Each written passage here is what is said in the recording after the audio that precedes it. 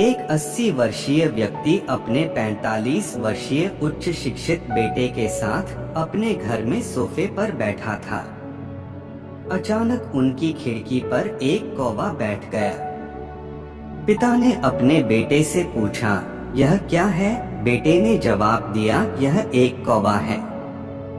कुछ मिनटों के बाद पिता ने अपने बेटे से दूसरी बार पूछा, यह क्या है? बेटे ने कहा, पिता, मैंने अभी आपको यह एक कौवा है कहा है। थोड़ी देर बाद बूढ़े पिता ने फिर से अपने बेटे से तीसरी बार पूछा, यह क्या है? इस समय बेटे के स्वर में कुछ जलन महसूस हुई। तब उसने अपने पिता से झुठलाते हुए बोला, यह एक कौवा है, एक कौवा। थोड़ी देर बाद पिता ने फिर से अपने बेटे से चौथी बार पूछा, यह क्या है? इस बार बेटा अपने पिता पर चिल्लाया, आप मुझसे बार बार एक ही सवाल क्यों पूछते रहते हैं? हालांकि मैंने आपको कई बता चुका हूँ कि यह एक कौवा है, क्या आप इसे समझ नहीं पा रहे हैं? थोड़ी देर बाद पिता अपने कमरे में गए और एक पुरानी डायरी लेकर वापस आए, जिसे उन्होंने अपने बेटे के जन्म के बाद से बनाए रखा था। एक पेज खोलने पर उन्होंने अपने बेटे को उस पेज को पढ़ने के लिए कहा।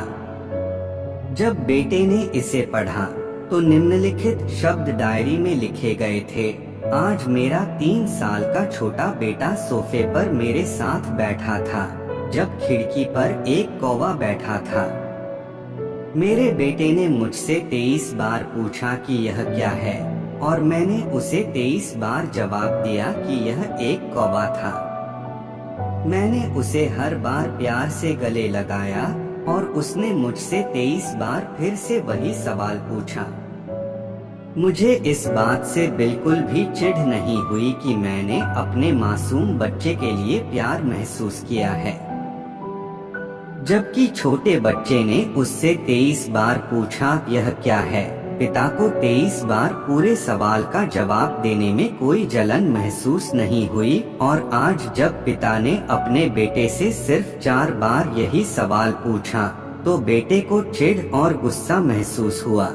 इसे पढ़कर उस बेटे को अपने किए गए व्यवहार का पता चल गया था, जिससे चलते अब वह मन ही बहुत शर्मिंदा हो रहा था। शायद उसे अब किए गए अपने बूढ़े पिता के प्रति व्यवहार पता चल गया था। इसलिए यदि आपके माता पिता जब बुढ़ापे में होते हैं, उन्हें न तो पीछे छोड़े और न ही उन्हें एक बोझ के रूप में देखें, बल्कि उनके साथ एक दयालु शब्द बोलें। शांत, आज्ञाकारी, विनम्र और उनके प्रति दयालु बने।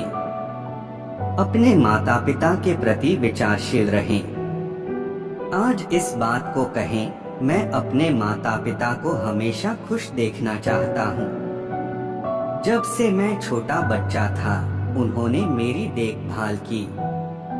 उन्होंने हमेशा मुझ पर अपने निस्वार्थ प्रेम की वर्षा की है। उन्होंने आज समाज में मुझे एक व्यक्ति के रूप में प्रस्तुत करने के लिए तूफान और गर्मी को देखे बिना सभी पहाड़ों और घाटियों को पार किया।